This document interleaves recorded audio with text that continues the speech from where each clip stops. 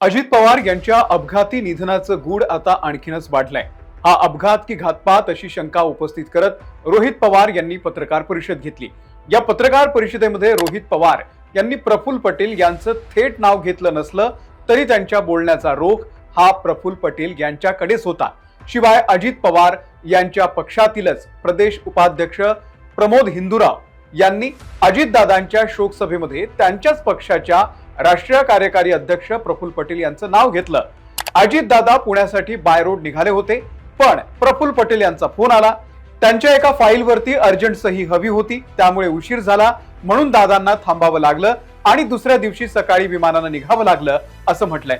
त्यामुळे दबक्या आवाजात प्रफुल्ल पटेल यांच्या नावाची चर्चा या प्रकरणामध्ये केली जाते।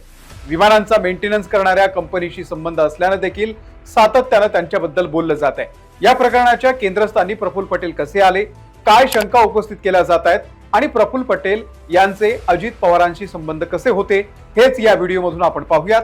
नमस्कार, मी अमोल किन्होळकर, आपण पाहत आहात महाराष्ट्र टाइम्स ऑनलाईन। 28 जानेवारीची सकाळ अजित पवार यांचं विमान बारामती विमानतळावरती लँड होण्याच्या आधीच अपघातग्रस्त झालं। संपूर्ण महाराष्ट्रावरती शोककळा पसरली, पण त्यानंतर सुरू झाला शंका कुशंकांचा खेळ, आरोप प्रत्यारोपांचा खेळ। एकीकडे अजित पवार यांचं रक्षा विसर्जन होण्याच्या आधीच प्रफुल्ल पटेल, सुनील तटकरे, छगन भुजबळ यांनी राजकीय हालचाली सुरू केल्या। मुख्यमंत्र्यांना भेटून उपमुख्यमंत्रीपद आणि त्यांच्याकडे असलेल्या मंत्रालयाची खाती कोणाकडे द्यायची याविषयी बोलणी केली। खरं तर अजित पवार यांच्या जाण्यानं महाराष्ट्रामध्ये दुखवटा होता, मात्र या नेत्यांनी उपमुख्यमंत्री पदासाठी जी घाई केली तेव्हापासून प्रफुल्ल पटेल हे लोकांच्या नजरेत आले, त्यांच्यावरती टीका होऊ लागली। अत्यंत लगबगीनं सुनेत्रा पवार यांचा शपथविधी सोहळा पार पडला। प्रफुल्ल पटेल, सुनील तटकरे आणि नरेश अरोरा यांनीच तो करून घेतला असं बोललं गेलं। एकीकडे शरद पवारांच्या राष्ट्रवादीचे नेते विलिनीकरणावरती बोलत होते, तेव्हा पटेलांनी अशी कोणतीही चर्चा अजित पवारांनी केली नाही असं म्हणत या चर्चेला उडवून लावलं। एक प्रकारे हे स्पष्ट केलं की आमची राष्ट्रवादी शरद पवारांच्या राष्ट्रवादी सोबत जाणार नाही, कारण आम्ही महायुतीचा आणि एनडीएचा भाग आहोत, हे प्रफुल्ल पटेल आणि सुनील तटकरे यांनी स्पष्ट केलं। सुरुवातीचे काही दिवस ही चर्चा सुरू राहिली। लोक मात्र सोशल मीडियामधून सातत्यानं प्रफुल्ल पटेल आणि सुनील तटकरे यांच्यावरती निशाणा साधत होते। 13 दिवस पूर्ण झाल्यानंतर रोहित पवार यांनी मुंबईमध्ये एक पत्रकार परिषद घेतली आणि अनेक मोठे गौप्यस्फोट केले। अजित पवारांसोबत घातपात झाल्याचा संशय रोहित पवार यांनी पत्रकार परिषदेतून केला होता। यासाठी त्यांनी काही मुद्दे मांडले। पहिला मुद्दा म्हणजे अजित पवार 27 जानेवारीला बाय रोड पुण्याला येणार होते आणि त्यासाठी त्यांनी संध्याकाळी आपल्या गाडीमध्ये बॅगाही भरल्या होत्या, पण त्याच वेळी राष्ट्रवादीच्या पूर्व विदर्भातल्या एका मोठ्या नेत्याचा फोन आला। आता पूर्व विदर्भातला राष्ट्रवादीचा मोठा नेता कोण? उत्तर स्पष्ट आहे, प्रफुल्ल पटेल। तर प्रफुल्ल पटेल यांच्या एका अत्यंत महत्वाच्या फाईलवरती सही करण्यासाठी दादांना थांबावं लागलं, कारण ती फाईल मंत्रालयामध्ये होती। ट्रॅफिकमुळे ती फाईल देवगिरी बंगल्यावरती पोहोचायला वेळ लागला। उशीर झाल्यानं अजित पवारांना नाईलाजानं विमान बुक करावं लागलं। संध्याकाळी 7:13 अजित पवारांनी जे विमान बुक केलं त्याचे व्हॉट्सअप चॅटही रोहित पवार यांनी या पत्रकार परिषदेत दाखवले। इथे रोहित पवार यांनी पूर्व विदर्भातले मोठे नेते त्यांचा सही केलीच पाहिजे हा आग्रह या सगळ्यांचा रोख अर्थात प्रफुल्ल पटेल यांच्याकडे होता आणि तो नेता प्रफुल्ल पटेलच होते याची पुष्टी झाली अजित पवार यांच्या राष्ट्रवादीचे प्रदेश उपाध्यक्ष प्रमोद हिंदुराव यांच्या वक्तव्यामधून। माजी आमदार जगन्नाथ शिंदे यांनी उपमुख्यमंत्री अजित पवार यांच्या निधनानंतर शोकसभेचं आयोजन केलं। प्रमोद हिंदुराव यांनी अजित पवार यांच्याविषयी भावनिक आठवणी सांगितल्या आणि त्याचवेळी त्यांनी एक मोठं वक्तव्य केलं। अजित पवार यांचा रस्त्यानं बारामतीला जाण्याचा निर्णय झाला होता। सर्व बॅगा गाडीमध्ये टाकल्या आणि प्रफुल्ल पटेल साहेब किंवा कुणाचा तरी त्यांना फोन आला होता की साहेब माझं काम अडलं आहे, काहीतरी फाईल क्लिअर करायची आहे। त्यांनी लगेच फोन लावला आणि फाईल आणायला सांगितली। फाईल यायला 7:30 वाजले। त्यांनी ड्रायव्हरला सांगितलं की त्या बॅगा परत काढा, उद्या सकाळी विमानानं जायचंय असं सांगितलं आणि त्या बॅगा परत गाडीतून काढायला लागल्या। दुर्दैवानं त्याच विमानानं जाताना अजित पवार यांच्या विमानाचा अपघात झाला।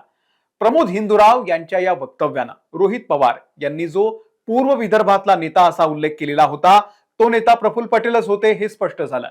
अजित पवारांचं निधन झालं त्या दिवशी देखील प्रफुल्ल पटेल माध्यमांशी बोलताना हेच म्हणाले होते की कालच माझं आणि अजितदादांचं बोलणं झालं. ते म्हणाले की आता आपलं फार दिवस बोलणं होणार नाही, मी 8-10 दिवस इलेक्शनच्या कामामध्ये आहे.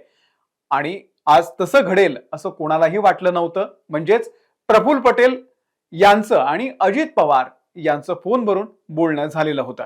आता जे विमान बुक केलं त्यावरून देखील शंका उपस्थित केली जाते.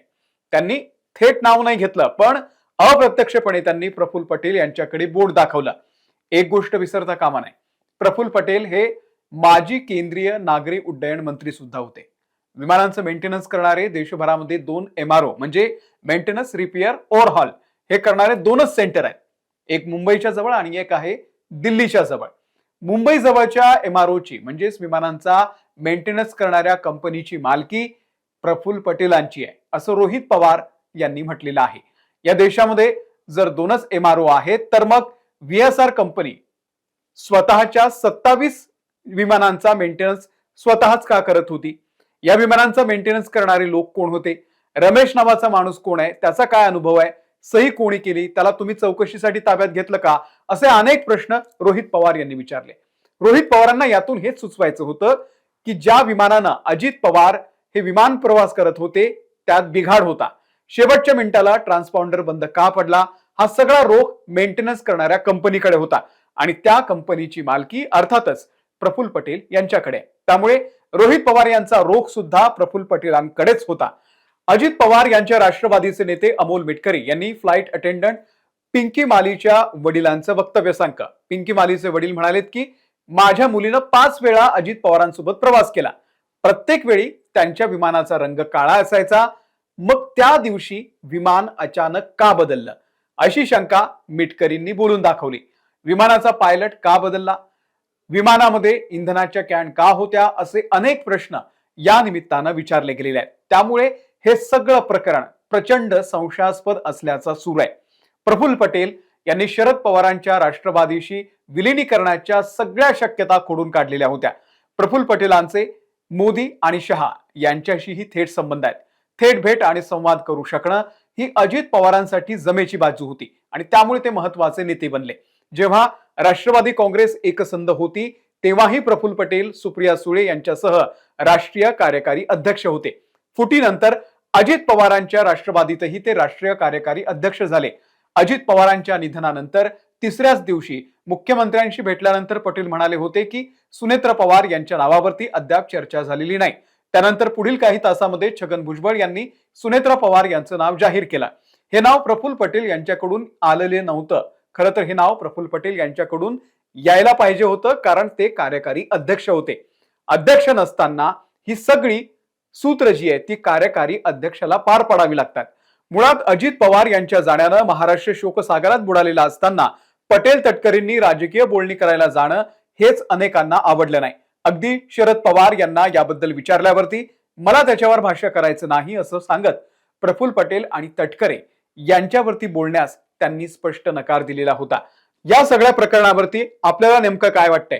प्रफुल्ल पटेल यांच्यावरती जो संशय व्यक्त केला जातोय त्याबद्दलचं आपलं मत कमेंट करून नक्की सांगा. या व्हिडिओमध्ये इथेच थांबतोय. धन्यवाद.